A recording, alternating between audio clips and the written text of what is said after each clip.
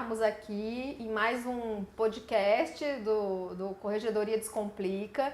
E nesse episódio a gente conta aqui, né, a honra, né, uma honra estarmos aqui com a doutora Ana Villanova, né, que é membro do Núcleo de Estudos e Ações sobre Violência no Trabalho da Câmara Legislativa do Distrito Federal, né, do Governo do Distrito Federal.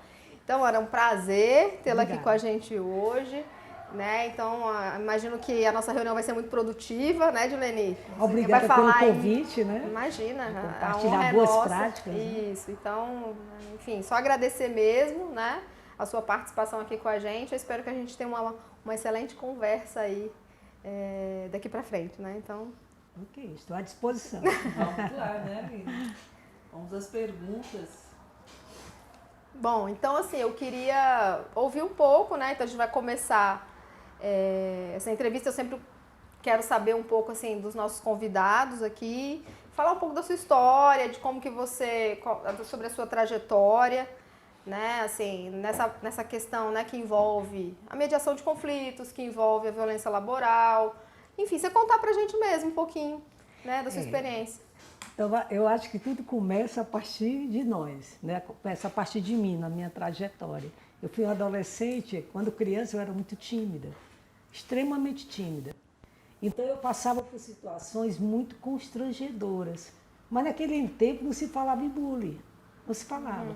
Mas eu vivia tudo aquilo. Sim. Sempre ao final das aulas, e calada eu estava, calada eu permanecia.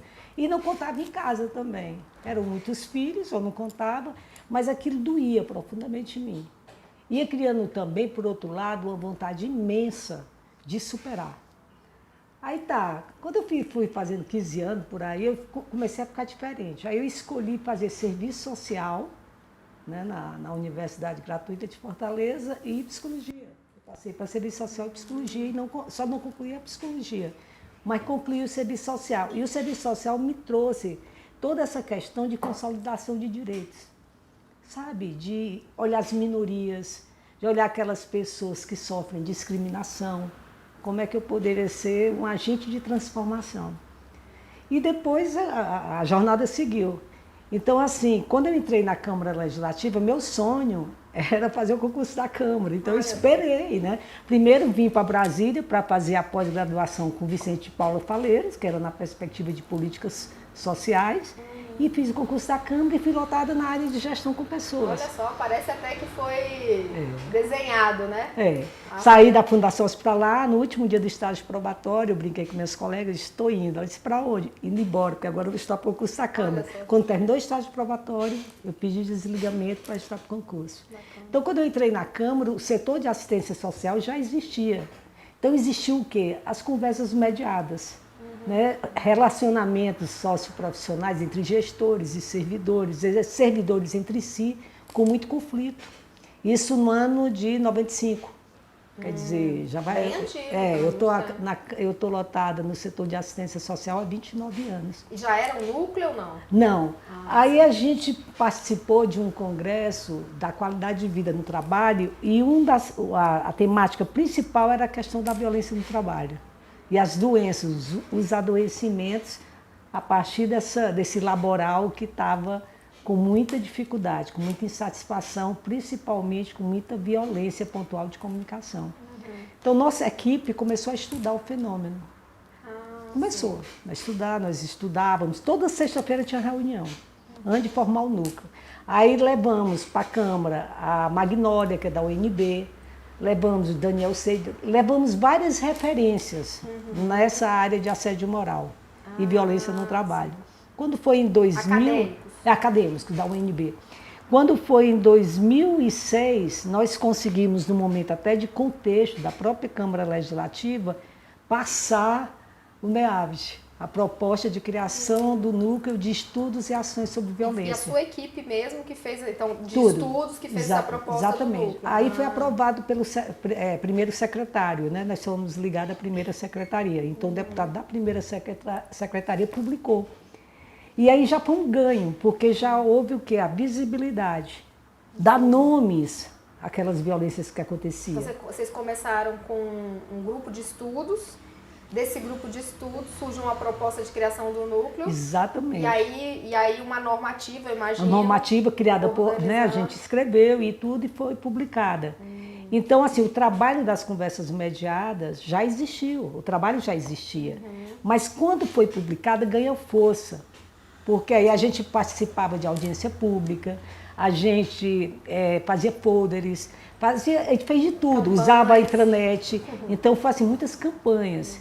Então é importante falar do fenômeno, é importante romper com o silêncio, é importante dar nome a certas brincadeiras, a certas atitudes que acontecem na organização. E como é que vocês, vamos dizer assim, trouxeram os servidores da Câmara para esse debate? Assim, quais foram as ações que ainda no grupo de trabalho ou mesmo no núcleo, já depois de formalizado, que vocês fizeram? Quais são as ações para engajar as pessoas para esse debate? Conscientizar, assim? né? Para conscientizar.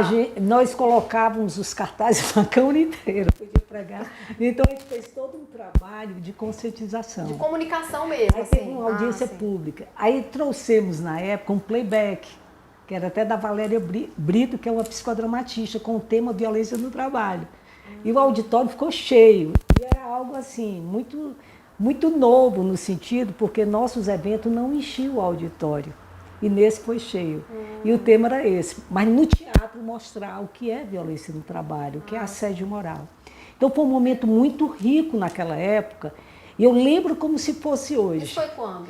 Isso foi, deixa eu ver, 2006 foi a regularização, assim, né, a normativa, eu acho que foi 2007.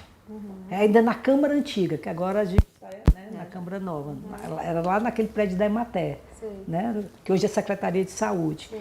Então eu lembro, não faltando com sigilo, mas eu lembro que uma pessoa se levantou no auditório, e isso até hoje eu lembro. E como foi importante para mim? Como é importante a disseminação do conhecimento. Às vezes a gente pratica determinados comportamentos abusivos e não sabe que é abusivo. Aí a pessoa levantou e disse que ocupava cargo de gestão e que ela fazia tudo aquilo que estava sendo apresentado no playback. É mesmo? E que não sabia que era assédio moral. Oh, meu Deus. Né? Então, assim, foi muito um ato de forte, coragem. né? Forte, um ato de né? coragem. E que agradecer a gente, era de outra instituição, não era da Câmara. Porque na época a gente divulgava em outras instituições. Então abriu para outras pessoas também? Abrimos para várias instituições do DF. Então, ele era... O público não era só os servidores. Não, também não. Terceirizados. Exatamente. Terceirizados, colaboradores, participava todo mundo. Nessa época ainda não tinha terceirização, porque nossos servidores de apoio que faziam a limpeza, também concursados. Depois é que veio a readequação, que eu até participei também. Mas foi em 2010, 2009 que começou a mudança. Então hoje todos os nossos trabalhos alcançam os terceirizados. Então a gente recebe hoje demandas de terceirizados que tiveram conflito com servidores. Então hoje aumentou ou diminuiu em relação a 2006? Com a entrada da terceirização? Não aumentou, não aumentou. O que eu vejo é assim, como hoje se divulga mais... tem duas coisas que acontecem. Uma é a procura, quebrar o silêncio e sair do isolamento, que é uma estratégia de enfrentamento. É você contar para as pessoas, procurar os profissionais que de fato estão ali para ajudar. Talvez seja essa fase a mais difícil, né? Exatamente. Da pessoa já ter coragem para contar aquilo que ela passa. E assim, e assim, a gente tem todo um trabalho... Que é uma exposição, né? É uma exposição. E aí o que acontece? Como a gente tem também um caráter preventivo e de disseminação de conhecimento, núcleo, nós somos convidados para ir para outros órgãos para falar. Então o que acontece? Acaba esse fenômeno, que não é um fenômeno individual, ele é coletivo. Quando a gente pensa em assédio moral, a gente pensa assim, é uma questão de um agressor e de uma vítima? Não, é muito mais complexo.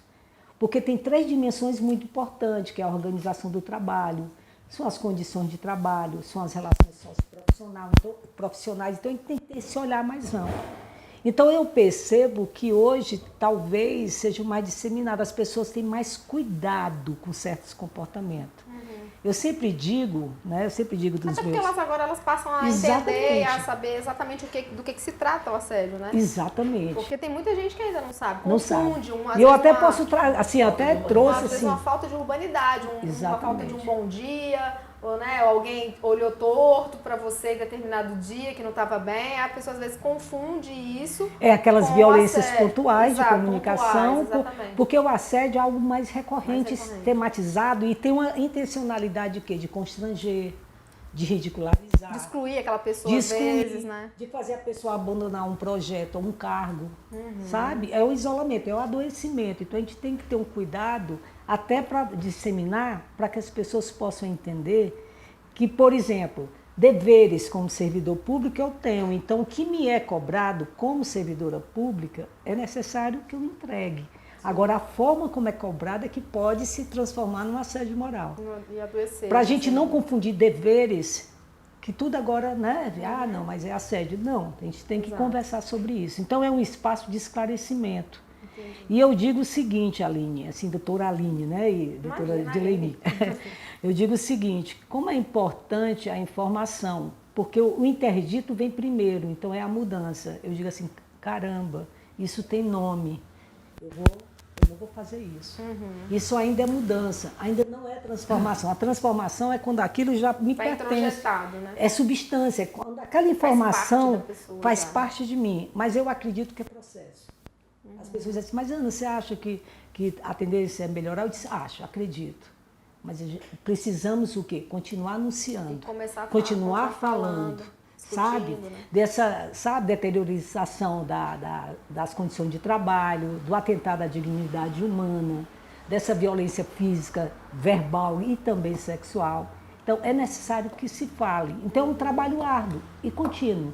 Sim. Mas, ao mesmo tempo, é um trabalho que, pelo menos do meu ponto de vista, e para mim, traz propósito. Eu acredito que é a minha missão. Né? Ser uma anunciadora de quê? De relacionamentos interpessoais mais saudáveis. Com base em quê? Na cultura de paz, que é a comunicação não violenta do Marshall Rosenberg. Então, esse é o nosso referencial teórico. Ana, me diz uma coisa, como é que é feita, como é que a equipe do núcleo é constituída? Porque é uma equipe multidisciplinar, pelo que você está falando, né? Hoje a equipe é composta de psicólogos e assistentes sociais. E as áreas é a área de gestão de pessoas. Nós temos o regimento interno do NEAVIT, que nós criamos depois da publicação do NEAVIT, e ele prevê que sejam servidores de qualquer uma das unidades da diretoria, que hoje é DGEP, né? De Diretoria de Gestão de Pessoas. O nosso sonho é que a gente possa ampliar esse quadro, e como a gente agora vai fazer assim, ampliando, estamos fazendo convite para que essas pessoas convidadas possam passar por uma formação específica para a gente trabalhar o que é uma mediação de conflito, o que é a violência no trabalho, o que é o assédio moral, qual é a diferença entre uma comunicação violenta e um assédio moral, por exemplo. Então, o nosso sonho é que a gente possa ampliar, trazendo para perto da gente enfermeiros, médicos, administradores, pessoas de outras áreas de formação.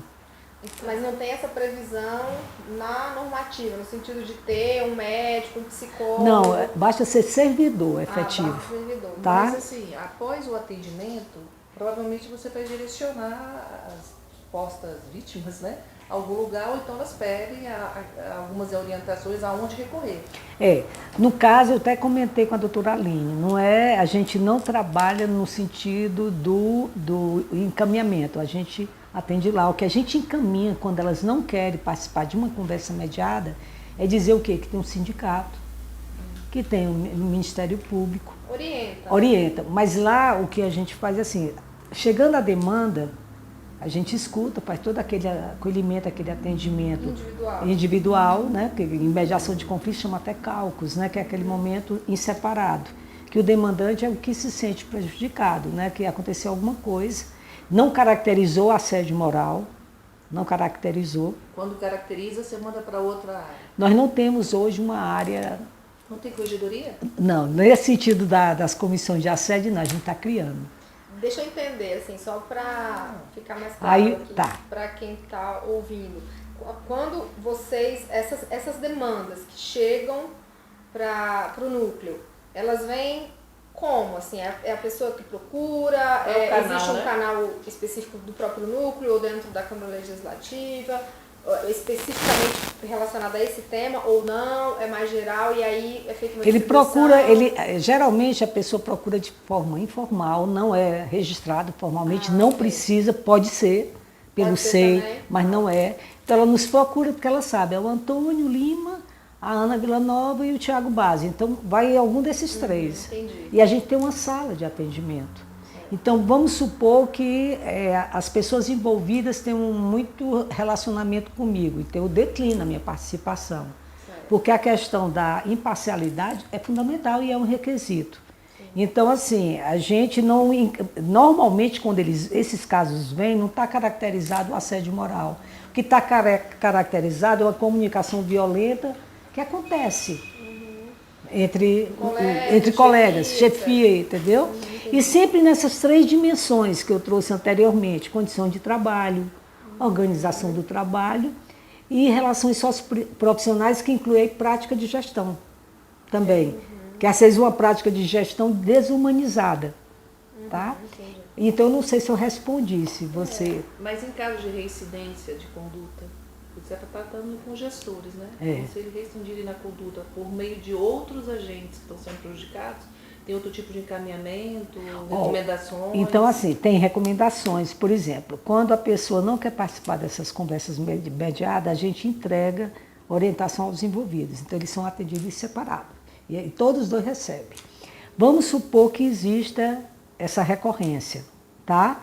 Então, às vezes, a pessoa opta para não passar pelo núcleo, mas abrir um PAD, um processo administrativo disciplinar. Já faz a denúncia contra a pessoa. Mas o que é que acontece dentro da Câmara? Como o núcleo é muito conhecido, quando abre lá um PAD, que é questão de comunicação e que ainda não está caracterizado, ele diz: não, você já passou pelo núcleo? A pessoa não. Um fluxo que acontece. Exatamente, já tem um fluxo informado. Aí eles mandam para a gente. Houve um caso que a pessoa foi para o núcleo, porque a tomada de contas mandou para a gente, né, para mim, para o Antônio e para o Tiago. Quando o servidor chegou lá, ele disse: não, eu não quero o núcleo. Eu vou dar continuidade, eu quero um PAD. Porque eu acho que a pessoa tem que ser punida. Porque o núcleo não tem... Ele queria que a pessoa que tinha, né, segundo ele, cometido assédio moral com ele, deveria ser punida. Então, ele continuou com o processo administrativo disciplinar. Tá? Porque a nossa é anterior a qualquer coisa. Ele não quis tentar uma mediação. Não, ele não quis. Por várias razões, não sei, não quis. Já aconteceu também, e sem faltar, né, com a confidencialidade, né, a questão do sigilo, já aconteceu de a pessoa passar pelo processo de mediação, mas não ficar satisfeito, porque queria a punição. Mas precisou passar primeiro pelo núcleo. Aí ela recorreu a outras instâncias lá fora. Entendi. Porque a gente não priva das informações, a pessoa tem as informações. Mas esse encaminhamento não sai do núcleo? Não. Pode vir, por exemplo, que você comentou, de um outro setor, no caso, tomada de contas, na Exatamente. Câmara, que encaminhou para vocês, mas vocês não direcionam. Não. E ninguém fica sabendo. Sim, não fica sabendo. É totalmente sigiloso. Todos. Não dão todos. E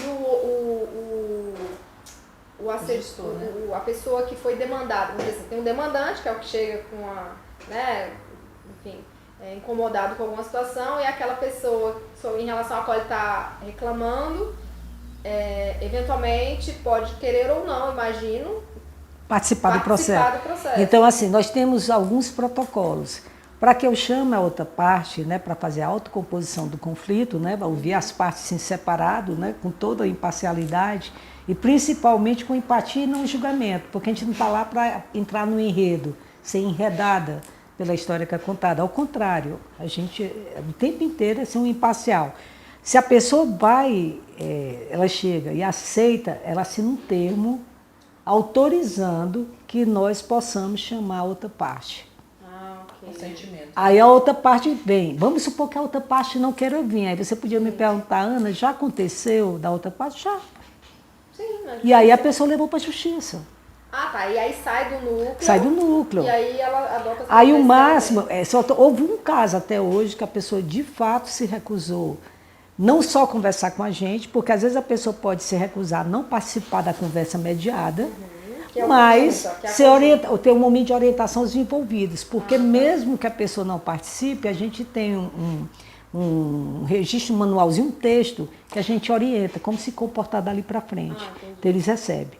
Não se usa em mediação hoje, dentro das escolas clássicas de mediação, não se fala mais que o objetivo da mediação é o acordo. Mas é melhorar o quê? O fluxo conversacional, a qualidade da comunicação. Mas nós usamos o termo de acordo.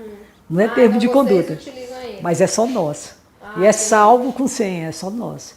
Para quê? Para que, terminada uma conversa mediada, a gente faz um registro. Na rodada, um dos mediadores, geralmente a gente trabalha em dupla, pode ser um trio, mas em dupla.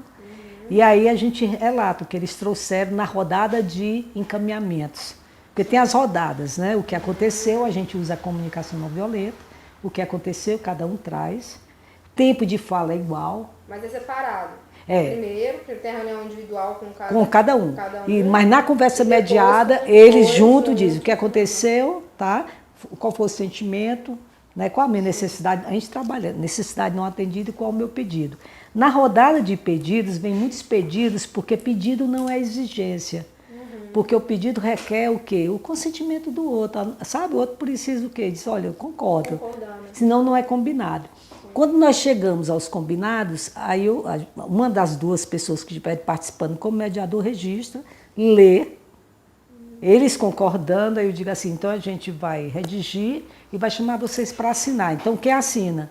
As partes e os mediadores. E fica com quem? Eles levam uma cópia, cada um leva uma cópia. E a gente cria um combinado para se reunir daqui a 2 meses. Para saber a evolução. Tem um monitoramento. E qual a orientação que a gente dá? Que em casos de realmente, de novo, que em vez de ir para o confronto, que nos procure.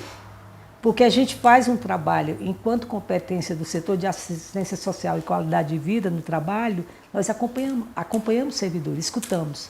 Eles podem nos procurar. E tem atendimento, você falou que tem psicólogo. Tem psicólogo. Mas eles fazem atendimento também clínico deles? Fazem. Hoje eles estão pensando, já estão planejando fazer dentro da perspectiva da terapia breve, para ter menos sessões, para poder atender um maior público dentro da Câmara. Então, as recomendações, alguns deles na própria conversa em separado, a gente pode fazer essas recomendações. Ou então orientar, olha, tem psicólogo na Câmara, às vezes a pessoa não sabe, ela até procura no convênio. E o bacana, porque são pessoas que a gente tem a equipe psicossocial, então nós conversamos sobre os casos atendidos. Claro, né, cada um dentro da sua área, mas assim, a gente tem um olhar de equipe. Entendi. Então, quando a pessoa vai, ela vai trabalhar especificamente algum assunto. Tá? Porque é muito importante isso. Porque a gente sabe que numa situação de conflito, o que é que acontece? Conflito é lidar com as diferenças. Como é que eu lido com as diferenças sem ameaçar a minha legitimidade? Como é que eu lido? Então, às vezes, o que o outro fez ou o que o outro disse, ele nunca é a causa, mas é um gatilho, é um estímulo. Sim. E aí tem minha história de vida por trás. Então, de repente, essa história de vida necessita de um lugar para ser olhada, para que eu amplie o conhecimento sobre mim mesma e possa ter novas estratégias. Até de melhorar essa comunicação e de dar limites. Dar limites.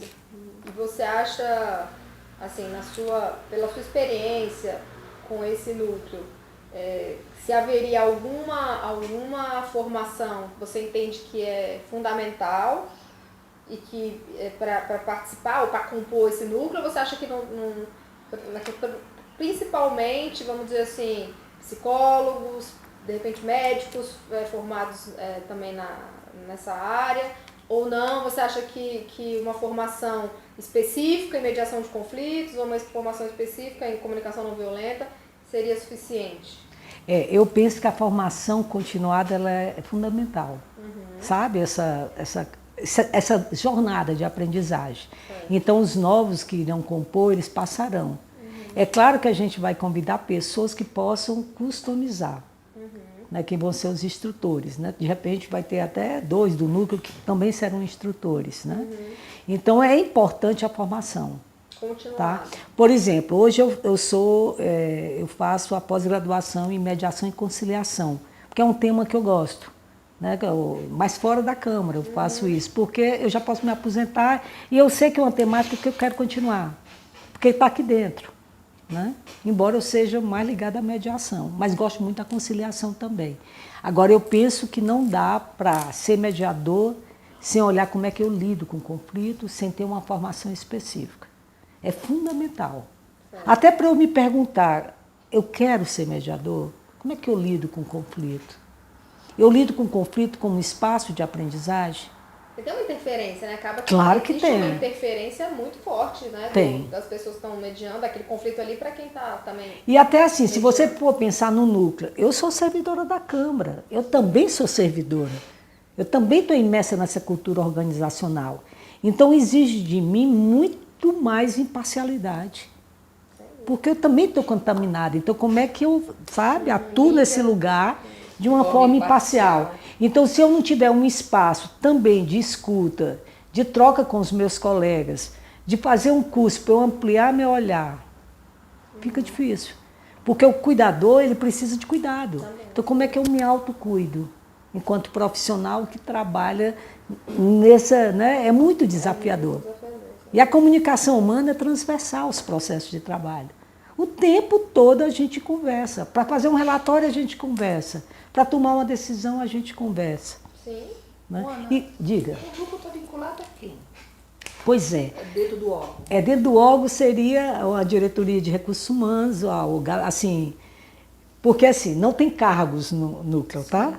Então, quando a gente criou, a gente disse logo, sem cargos, porque senão vão pensar, não, e a gente não quer, tá? Então, não tem um coordenador do núcleo, todos nós somos coordenadores, não tem uma coordenação. Você falou da participação do recurso humano. É, da gestão de então está pessoas. ligado assim, ao recurso humano, mas ele tem uma autonomia.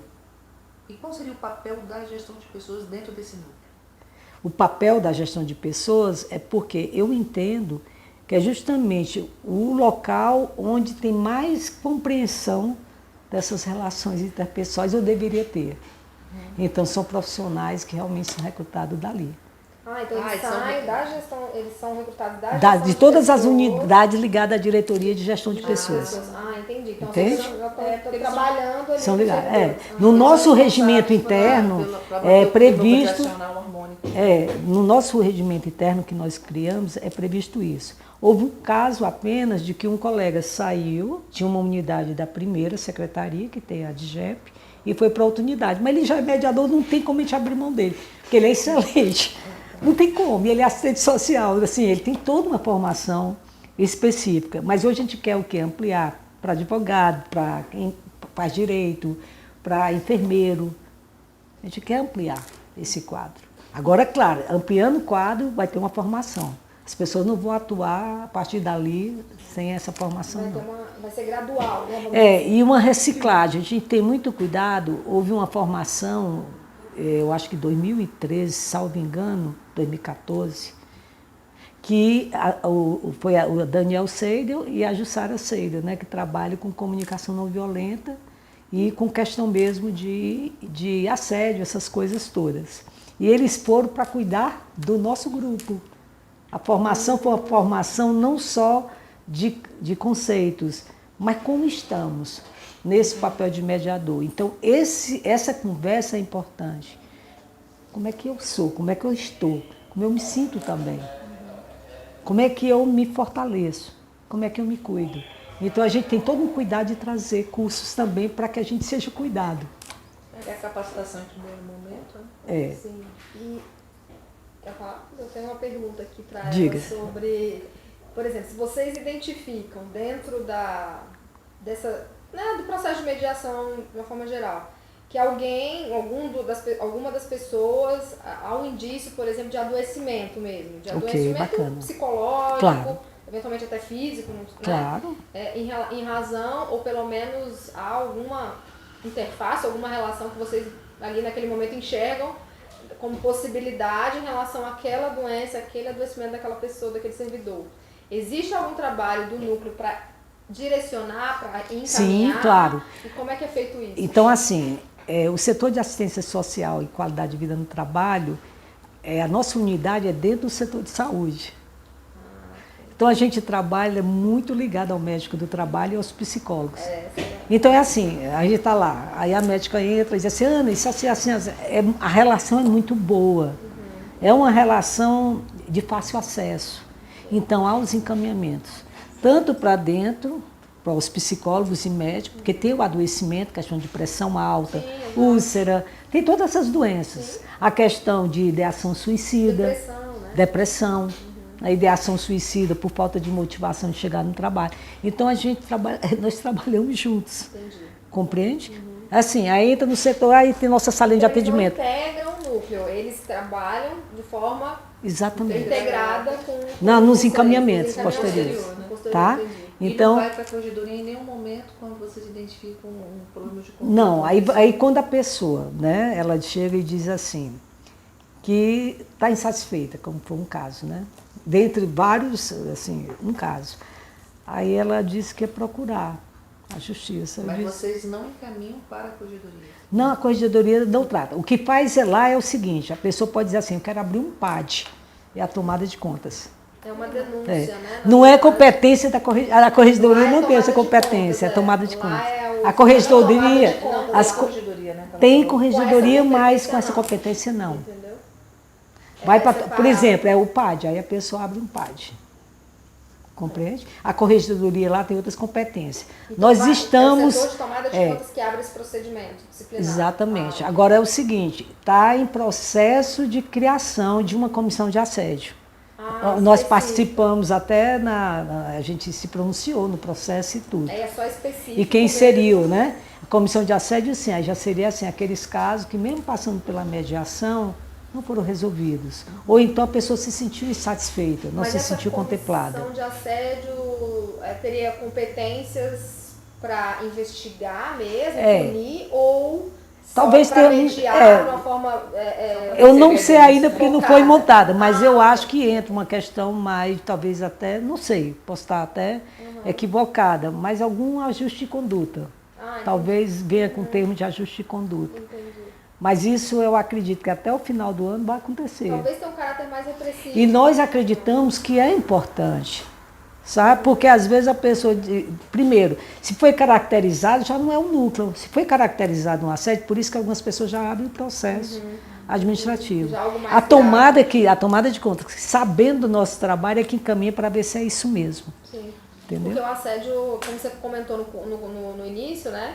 São condutas mais graves, mais sistemática, e tem a intencionalidade. Embora na academia se discuta se precisa haver intencionalidade ou não, de um modo geral os autores dizem da intencionalidade, de constranger, de ridicularizar, de isolar a pessoa, excluir, fazer a pessoa abandonar um cargo, às vezes o próprio posto de trabalho, às vezes tirar atividades que competem àquela pessoa sem nenhuma conversa. Então, existem várias formas, né?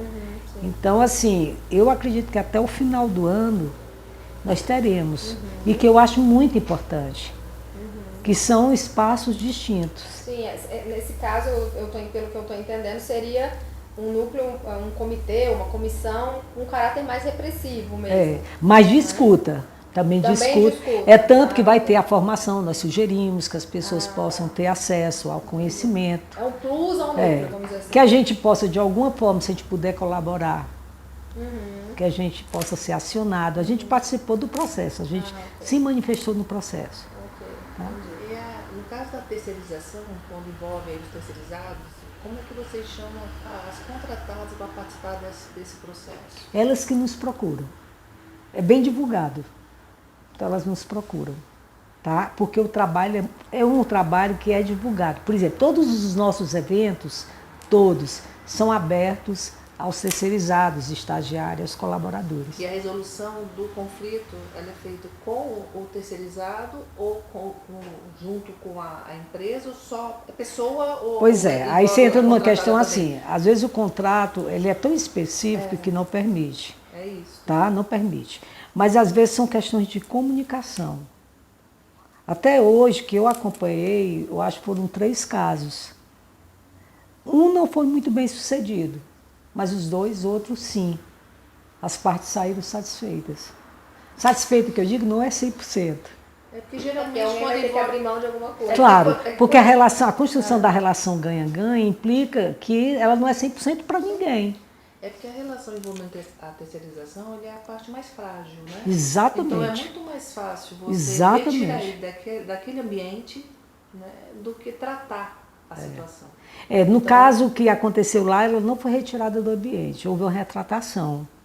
Né? O servidor pediu desculpas e tudo. Houve a parte mediada, isso já faz tempo. Então, ou não está ocorrendo, que eu tenho dúvida, ou a gente não está sendo procurado. Mas assim, quando eu entro na Câmara, eu já estou no tombamento da Câmara, que eu estou há 29 anos lá. Então eu sou muito conhecida. Então eu já ligo as antenas. Porque eu sei sabe, que o meu papel lá é um papel de ser uma facilitadora do processo de transformação. Então, quando eu passo, né, no estacionamento, que eu identifico algumas situações, eu me coloco à disposição. Você já percebe? Não, eu percebi recentemente, aí eu disse, olha, eu sou Ana Villanova, eu sou lá do setor de assistência social, sou mediadora aqui na Câmara. Eu vi, foi uma situação difícil aqui, se você quiser conversar sobre isso, você me procura. Aí dei meu ramal. Então, assim, talvez porque eu sou antiga. Então, eu sou muito conhecida. Porque às vezes eles ficam com receio de serem demitidos. Fica. Né? Até porque é servidor efetivo. Né? Que são servidores da Câmara, e eu concordo com você. Então, é por isso que eu disse, não é porque não haja casos. Talvez não sejamos procurados por medo. Vou dar outro exemplo. Por isso que eu até perguntei do desafio, né? De Exatamente. você engajar as pessoas nessa ideia mesmo de buscar o núcleo, de tentar resolver o conflito de uma forma mais pacífica, etc. Né? Como também, por exemplo, eu sou instrutora da ELEGE na área de comunicação humana e gestão de conflitos. Nós fizemos um evento voltado mais para os gabinetes, servidores de gabinete e também para os servidores. É totalmente diferente a realidade. É como, né, assim, é claro que a gente sabe que existem determinadas situações, mas as pessoas têm receio. Sim. Porque a relação de trabalho é outra. Não é como a gente, como concursado, né? Então eu percebo assim que as pessoas ficam mais quietas. O silêncio nem sempre. E o silêncio evidencia. Então assim, mas eu sempre coloco, porque lá nós temos a felicidade, mas foi uma felicidade conquistada, de, por exemplo, ter muita capacitação para gestores, que eu acho fundamental, dentro do guarda-chuva de qualidade de vida, como é que a gente realmente pode facilitar e criar uma cultura de prática humanizada de gestão. Porque isso reduz essa questão dessa comunicação no diálogo. Né? Conscientiza. Então a gente coloca o folder. Então, por exemplo, ano passado eu ministrei 2 cursos nessa área. Teve um que foi só voltado para o gestor, e foi o líder, o primeiro módulo, líder na gestão de conflitos, o segundo módulo, o líder na gestão de equipes. Porque tudo vai ao encontro de quê? Vamos conversar sobre como é que a gente planeja, como é que o meu trabalho... Foi um curso voltado com... Isso é fora das minhas atribuições do setor de assistência social, porque eu também sou instrutora. Então eu trabalho, quando eu vou ser instrutora, exatamente, eu trabalho no meu horário inverso. Entende? Mas assim, a gente tem uma conversa tão grande com a ELEGES, que é a Escola do Legislativo, que houve uma época que esse folder ficava dentro de cada pastinha de qualquer curso. Olha. Entendeu? Bacana. De qualquer curso. E a gente pode retomar isso esse ano. Sim. Isso aqui ficava dentro das pastas. Ou seja, a pessoa recebia a sua pastinha lá. Vinha com orientação do núcleo. Porque às vezes a pessoa está, sabe, passando por uma situação. E aqui eu acho bacana quando, por exemplo, né, isso aqui a gente pode fornecer para quem quiser, né? Quando diz assim, quais são as estratégias? Quando diz evitar o confronto, que a gente orienta, e romper com o silêncio, sabe? E a gente trabalha exatamente, procurar as unidades, né, que é o quê? O setor de saúde, é o setor de assistência social, é o próprio núcleo. Porque assim, eu também sou do setor de assistência social e a salinha que é do núcleo é da minha sala. Então há essa, né, integração. Próxima, né? Então as pessoas sabem, então a gente recomenda. Faz essas recomendações. É também o quê? Fortalecer a rede de apoio dentro da organização. Trabalhar com essas equipes também. E dessas pessoas que procuram o núcleo, você conseguiu contabilizar se tem diferença de gênero? Principalmente de gênero, porque geralmente as mulheres são mais assediadas, né? Eu acho assim... linguagem entre mulheres, do mesmo gênero, se isso também ocasiona... Nós não temos um estudo estatístico, mas o que eu percebo é que talvez pela nossa cultura, nós mulheres temos mais facilidade, às vezes, culturalmente, de falar daquilo que incomoda. Mas tem havido um aumento de servidores, autocomposição de conflitos entre dois homens. Então tem havido esse aumento. De poder, assim, expressar até a própria vulnerabilidade. De dizer, olha, quando isso acontece, eu fico mal, eu fico triste, vem choro. Então, acho que nós estamos vivendo também uma mudança de paradigma, tá? Sabe? E hoje nós temos servidores mais jovens na Câmara que entraram nesse último concurso. Então, eu penso que está havendo uma mudança também, só não temos estudos que possa dizer assim, quantitativamente. Quando você traz a questão de saúde mental, a gente sabe que a violência no trabalho traz adoecimento e aumenta o CID por doenças, né, de saúde mental. A gente sabe disso, então a gente procura estar atento. Sim. Quando começa muito absenteísmo, né? Sim, exatamente. A gente tem essas conversas. Por que uma pessoa às vezes está em atestado já há tanto tempo? Que questões outras, né, possam estar influenciando? Essa é uma forma também do recurso humano, né? Exatamente. Medir, porque ele tem condições. E nós temos lá, dentro da saúde, eles têm o índice de atestado médico por saúde mental. E a gente poder fazer um trabalho para saber até assim... O local, né? Se tem a ver com a questão do sofrimento no trabalho. Seria, né, a clínica do trabalho. Você pode envolver a família ou não? Envolva a família. Envolve. Por exemplo, eu tive o privilégio, né, na pandemia, de fazer um acompanhamento sistemático de uma mediação familiar, junto com a outra mediadora, com a psicóloga. Né? Nós trabalhamos, porque na pandemia o que aconteceu? As pessoas precisaram conviver mais tempo juntas. E às vezes tem a diferença de idade. Minha mãe já está, eu já moro no meu apartamento, mas a pessoa, né, mora sozinha, mas já tem estilos de vida. Então, nós fomos convidados, então isso nós fazemos. Chamamos a família, sim, em alguns casos. Tá? A gente trabalha sempre com o fortalecimento da rede como um todo. De apoio. De apoio. Tá? Tanto colegas como família. Pois é, tá certo? Então, assim, é muito importante. Então, esse trabalho que nós fizemos na pandemia foi uma referência e foi muito elogiado pelas pessoas que participaram dele, né? Porque quem diz que se é bom é o cliente. A satisfação vem do cliente. A gente pode até achar que foi excelente. Mas quem diz é o outro. Então nós trabalhamos nessa via também, de chamar a família e tudo. Pegar os contatos. Interessante. Então, e é comum isso acontecer ou não? É comum, de a gente chamar a família, envolver a família. Porque tem outros trabalhos também, de visitas hospitalares, como assistência social, dentro da qualidade de vida, a gente trabalha muito junto com o médico. Então, se um servidor está numa internação mais demorada, a gente faz todo o acompanhamento, inclusive com visita domiciliar e hospitalar. Fazemos.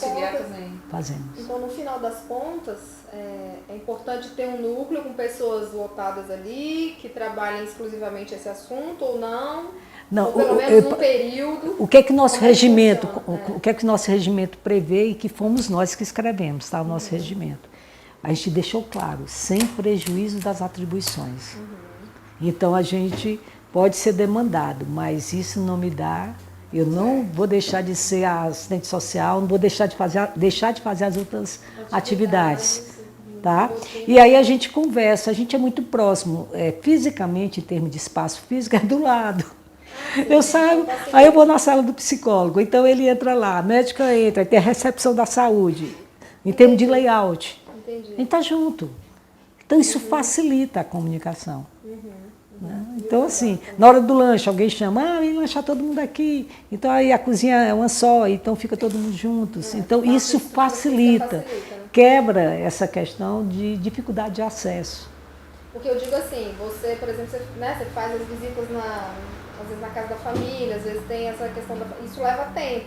Claro que leva. Então eu imagino que são vários casos. Então você fica exclusivamente fazendo mediação de conflito ou trabalhando no núcleo, ou você além do núcleo, e aí, né, você tem uma outra atividade paralela. Por exemplo, suponhamos, eu sou chefe de recursos humanos e também sou membro do núcleo. Isso é assim ou é só membro do núcleo e trabalho focado com esses casos? Não, a gente não trabalha com focado só com isso, não. Até porque a demanda também não é tão grande. Ah, ok. Mas vindo a demanda, o que é que a gente faz? A gente faz um ajuste de agenda. Agenda. Ok, entendi. Tá? A gente faz um ajuste de agenda, Certo. sem deixar prejuízo. E nossa equipe cresceu com a chegada dos novos servidores. Então, nós tivemos, assim, chegaram 2 assistentes sociais, vai chegar a terceira, já foi nomeada. Recebemos uma psicóloga organizacional, que era lotada na Diretoria de Recursos Humanos, que hoje é DGEP, que foi, assim, algo muito importante para a gente, por conta desse olhar que se amplia, e também dos braços que nós temos para trabalhar e abarcar tantas atribuições. Então, assim, sozinho a gente não vai para canto nenhum. Sim. Então, a gente divide. É assim, entre nós, é tão interessante, eu brinco, eu digo assim, eu não sei, mas eu acho que o setor que eu trabalho é o melhor do mundo. Né? Eu sempre digo, eu estou lá lotada há 29 anos. E tive convites para outros setores, mas eu vejo que a gente tem sei lá, uma disposição, uma sintonia para dizer assim, Ana, você pode fazer isso, eu faço aquilo, a gente sabe, ou então vamos fazer junto. Então assim, a gente tem muita parceria. Muita parceria. Divisão de tarefas. Exatamente. Por exemplo, os atendimentos requerem um registro. Então, é tempo. Exato, é tempo. Eu chego dando visita, tem um registro. É um tempo a mais. Então, a gente é muito parceiro. Às vezes, assim, fulano, você registra, eu só dou uma olhada e acrescento. E eu faço isso. Porque, às vezes, são 3 atendimentos, 4 atendimentos numa tarde. Tem que ser harmônico, né? Tem que ser porque harmônico. senão não tem como você atender os outros. Entende? Então, assim, é conversando. Por isso que eu digo que a comunicação humana ela é transversal. Vivemos permanentemente em rede de conversa, como diz Humberto Maturana. Então, assim, qual é a qualidade dessa conversa? Porque desenvolvimento de equipe, para desenvolver a equipe, eu preciso o quê? Eu necessito melhorar minha qualidade de conversa. Porque não é o que se diz muitas vezes, mas como se diz o que se diz. E como se faz, né? E como se faz, sabe?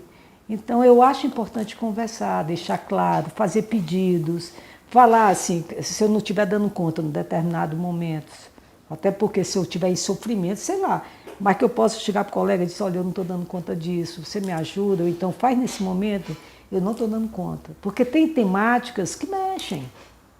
Então, é necessário que eu tenha um mínimo de autoconhecimento para saber quem eu sou, até nesse atendimento. Até para o quê? Para ter qualidade de atendimento também, sem tanto sofrimento.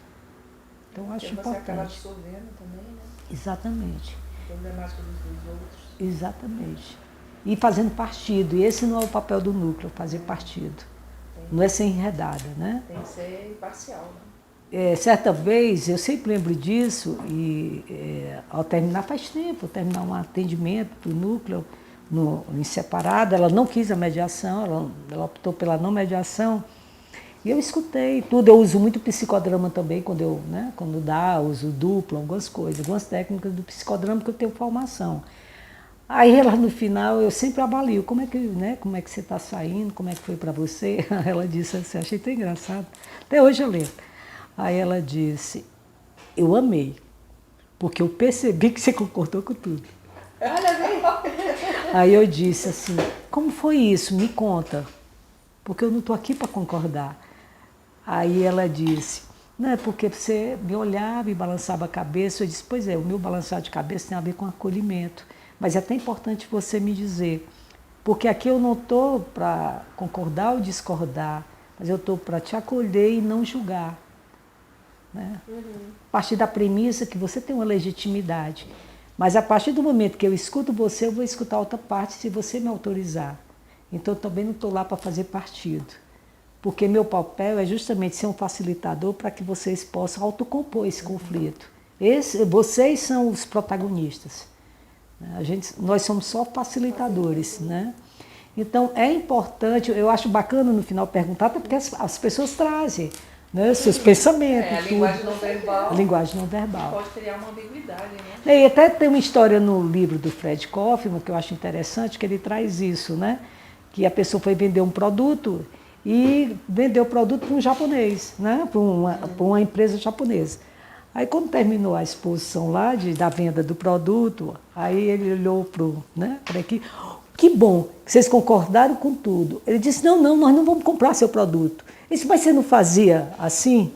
Ele disse, na nossa cultura, quando eu faço assim, estou escutando você. Só isso. Só isso. Que eu estou Então, escutando. assim, né? Como essa linguagem, até passando pelas culturas, como ela é também diferente, a linguagem não verbal. Né? É isso. E nesse processo todo aí que a gente conversou e da criação do núcleo desde 1995, quais assim as dificuldades que você entende que pode compartilhar com, né, com quem está começando, que vocês tiveram e que de repente como que vocês superaram, para aqueles que estão começando, pensando em de repente criar um núcleo, né, também dessa natureza. A gente sabe que atualmente há muitas discussões, né, muitos órgãos têm discutido sobre a questão do assédio, muitas publicações, muitas cartilhas, muitas orientações, muitos eventos tratando disso. E dentro dessa sua experiência aí de 29 anos, que é uma vasta experiência, né? O que você pode, né, que você, assim, que te marcou de repente, algum desafio a mais e que de repente você já tem ali uma solução, né? Eu não sei, compartilhar com a gente. eu não sei se chega a solução, mas o que me ocorreu é assim, de novo, como é que ao mesmo tempo que eu desenvolvo, né, um papel profissional, como é que eu estou me cuidando? Porque tem desafios no papel profissional que eu escolhi. Tem desafio. Por exemplo, eu já, depois de uma situação bem desafiadora, né, de um atendimento, eu quebrei meu dedo quando cheguei em casa. Eu estava tensa e nem sabia que eu estava tensa. Porque todo mundo dizia assim, mas você é calminha. Mas eu estava tensa. Quebrei do nada, não estava nem comendo. Puf, tive que fazer um implante. Então, o que é que eu estou dizendo com isso? É só um exemplo, assim, como é que eu estou cuidando de mim? Será que eu tenho um espaço também de escuta? Por que não, às vezes, um processo de psicoterapia? Porque, às vezes, a gente escolhe uma missão, mas ela tem dor, não é só delícia, ela tem muita dor também. Sim. Porque a grande questão que se coloca quando eu entro nesse papel é assim, como é que eu lido com meus próprios conflitos? E quando eu falo de conflito, antes do conflito interpessoal, tem um conflito intrapessoal. Como é que eu lido quando eu estou dividida diante de determinadas situações? Porque a pessoa trabalha nessa área, não vai viver em algum momento, ou vai de alguma forma iniciar um relacionamento abusivo, como é que ela lida com isso? Então ela precisa de ajuda. Então eu vejo o quê? Formação continuada e rede de apoio. E rede profissional de apoio. A gente não é ilha. Sabe? É poder chegar para o outro e dizer, olha, hoje eu não estou legal. E falar um pouco. E poder ter um espaço, como diz a Carolina Nalon, né, da comunicação não violenta, que eu gosto muito, que ela diz o quê? Empatia é ser espaço para o outro desaguar. A gente não quer nem que o outro diga nada. Mas alguém, a gente tem alguém que eu possa ligar e dizer, ô fulano, me escuta um pouquinho. Você não está querendo que a pessoa te diga o que fazer, qual é a solução, mas você precisa ser acolhida como ser humano. É o ser humano se conectando com outro ser humano. Então eu acho que se cuidar, sabe? Como é que eu me cuido? Como é que eu me escuto? Sabe? Quando eu fiz as formações no Tribunal Regional da região do trabalho, 10ª região, e também na NTT, eu trabalhei uma temática dentro do psicodrama, é assim, quais são as minhas cenas temidas quando eu escolho o que eu escolho? O fato de eu escolher ser uma mediadora também tem cena temida. Quais são os meus temores? Como é que eu olho para eles? Como é guardar sigilo? São todas questões que eu preciso estar refletindo. E, ao mesmo tempo, participar e ser servidora daquele órgão.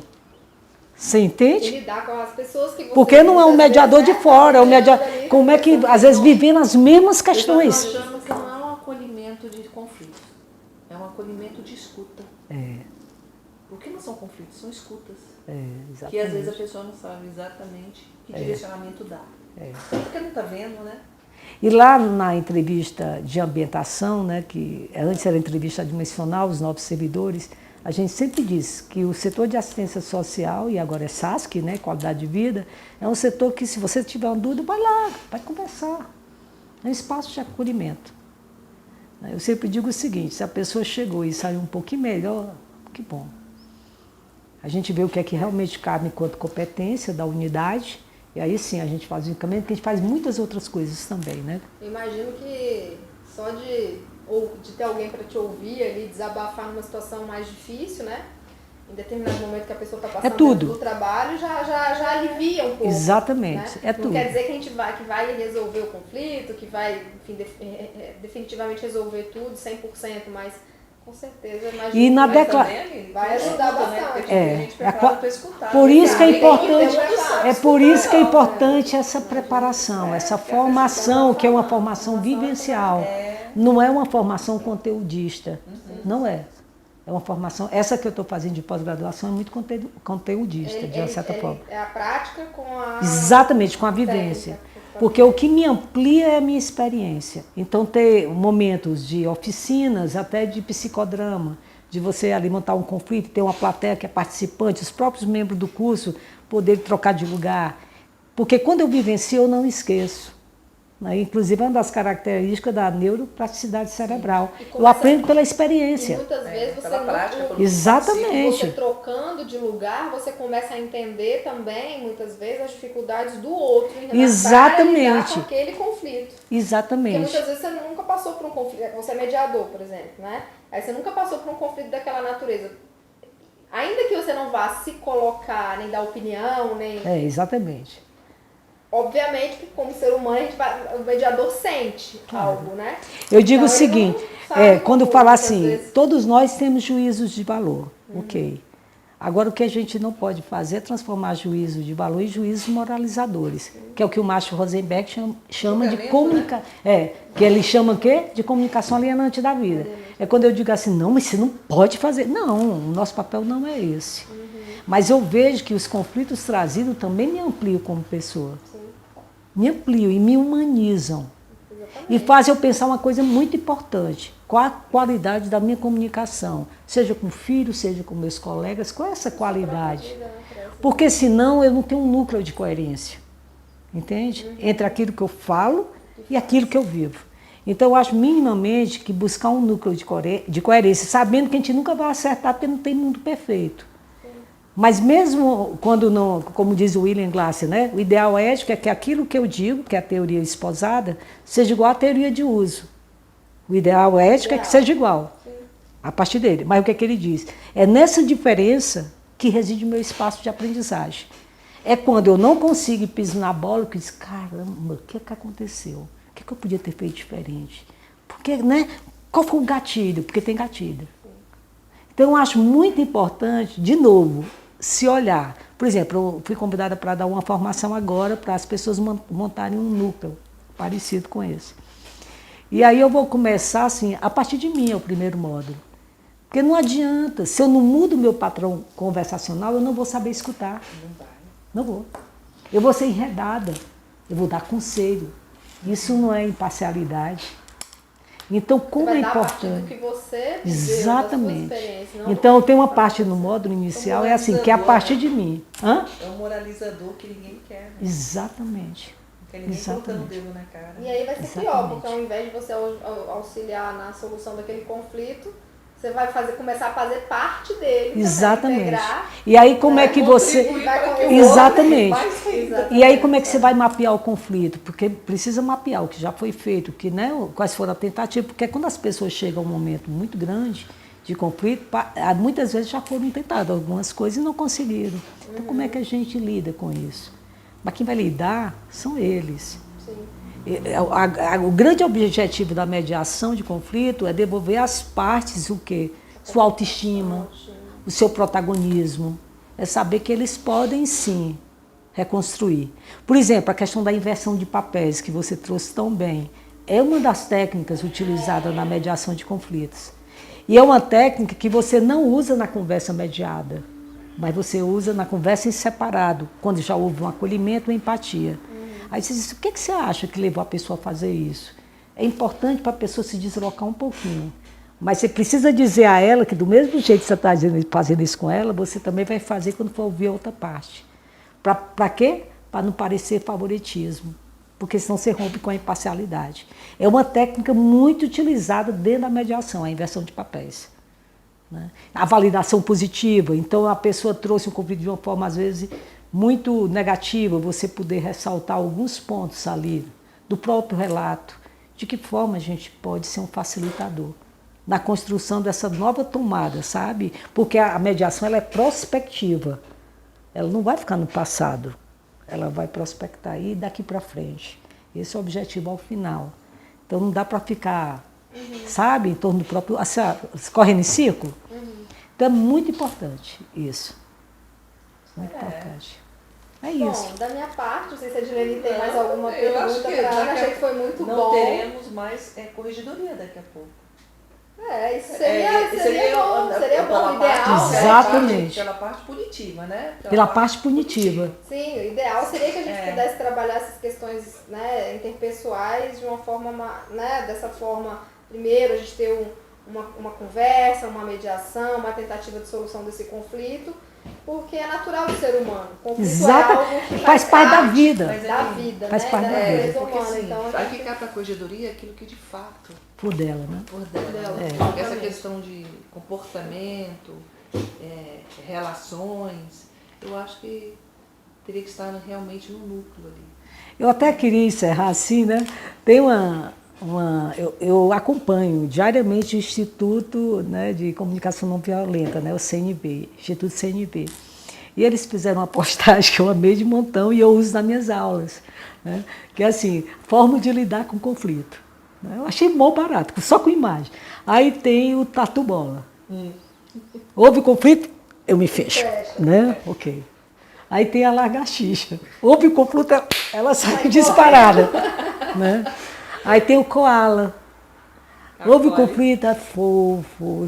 E não se coloca e não diz das suas necessidades nem faz pedido. Aí tem o quê? O rinoceronte, né? Que é aquele que bate frente. Sim. Vamos pro pau mesmo, vamos aqui, vamos ver o que vai acontecer. Que é o avassalar, que o Fred Kaufman chama. Eu posso atuar de forma avassaladora. Então eu vou para cima, eu vou pro combate. Em vez de se recuar como o outro, ele vai O tatu atacar. bola se recua demais. Pois é, o outro já vai atacar. Ele, talvez evite, né? Que tem também as formas de lidar com Os o conflito. extremos, né? Os É. extremos. Aí tem a girafa, que é o símbolo da comunicação não violenta, que é considerada símbolo porque dentro do reino animal é um animal de maior coração, é um mamífero com maior coração. E ela tem uma visão de cima, uma visão do todo. Então ela consegue olhar. Né? Vamos pensar na filosofia, né? Assim você se Já distancia. estou gostando de ter sido denominada por um bom tempo. Não Oi, não era vem de bullying, cima. Né? Palavra, né? Aham. Seria bullying, né? Era chamada de girafa pelo tamanho. Então agora já gostei. Pois é. Eu vou para o outro lado. Pois é, então eu penso que é importante, sabe? Como é que eu posso trabalhar o conflito sabendo que o conflito é inerente às relações humanas em si mesmo, ele não é bom nem ruim. Porque se a gente for pensar nas equipes de alto desempenho, é justamente as diferenças que compõem a sinergia da equipe. As expertises, né, das pessoas. Se tiver o mesmo, não vai. Não vai adiantar. pra frente. Se você só souber o que eu sei, onde é que a gente amplia? Onde é que a gente amplia? Né? Então, assim, Ela não como é progride. importante, como é que a gente trabalha na perspectiva de incluir as diferenças. Eu acho que esse é o adorei. grande desafio. Foi excelente, né? Não tem o que dizer, só agradecer. Não sei se você tem algo a mais. Não. Muito interessante aí essa charge, né? Vamos dizer assim, seria uma chargezinha aí da CNV. Mas, assim, muito obrigada, Ana, Obrigada também. pelos esclarecimentos, por compartilhar com a gente essa experiência, né? Porque é muito importante, na minha visão, eu compartilho dessa visão que você tem, da formação, né? Da necessidade de formação continuada dos servidores que atuam com essa atividade, né? Tanto para que eles possam bem atuar, mas também para se cuidarem, né? Porque também é importante, que até para continuarem, né? Com esse trabalho, que é um trabalho muito bacana, muito bonito. Bacana. E que transforma de verdade, eu imagino, uma organização. Né? Bacana. Então é isso, obrigada. Obrigada também. Eu agradeço também pelos ensinamentos, né? E olha, de fato precisamos de um núcleo antes da parte da corregedoria. A corregedoria descomplica, assim, né? Determinadas ações. Mas é essencial ter um núcleo para a resolução de conflitos, não, para a escuta. Porque eu acho que a pessoa precisa ser ouvida. Porque às vezes elas não são ouvidas e não sabem nem para onde vão, né? E é interessante porque quando vai para a conversa mediada, ambos percebem isso. Talvez se tivesse, né? O que é que eu poderia ter feito diferente? Sim. Talvez conversado. É uma ação Parar para preventiva. pensar sobre Não o interromper. assunto, não interromper. compreende? E até a varanda, como diz o William Ury, ele usa essa metáfora. Diante de situações estressantes, respira, afasta, bebe uma aguinha, sabe? Recupera o seu centro. Porque o que é que acontece? No estresse, o que é que acontece? Há uma aceleração dos batimentos cardíacos, os hormônios entram em todo vapor, falta oxigenação no cérebro, o sangue é bombardeado para as extremidades do corpo, então ele está pronto para quê? Ou para fugir, igual o tatu-bola, ou para atacar igual o rinoceronte. São os dois extremos, né? Então é isso, eu agradeço. Que é exatamente o que a gente não quer. Exatamente, então eu agradeço o convite. Eu digo que Prazer, cada né? convite que me é feito, né, hoje eu até disse isso para uma pessoa que me fez um convite de manhã, cada convite é uma responsabilidade para mim. Porque como é que eu vou olhar para isso e buscar minimamente uma coerência, claro, entendendo que perfeição é lugar inexistente. O que existe são mundos possíveis, mas como é que eu posso ser uma edição melhorada a cada dia? É fácil? Não, é desafiador, mas é possível. É E é isso. gratificante. E é gratificante. Então, Ana, obrigada pela sua participação, foi maravilhoso, aprendi muito, né? Acho que a gente tem esse desafio, né, realmente, enquanto administração pública, de instituir um núcleo que é extremamente importante para as instituições de um modo geral, né? Sem ainda precisar nominar aqui e ali, porque o conflito, como a gente já colocou, ele faz parte né, da natureza humana, então isso é muito importante. Então, obrigada mais uma vez, né? E é isso, então agradecer aí a participação da Ana, né, nesse Obrigada também, né? mais um episódio aqui do nosso podcast, Corregedoria Descomplica. E é isso, gente, até o próximo episódio. Muito obrigada aí para quem está nos escutando. Até a próxima. Até a próxima. Até a próxima.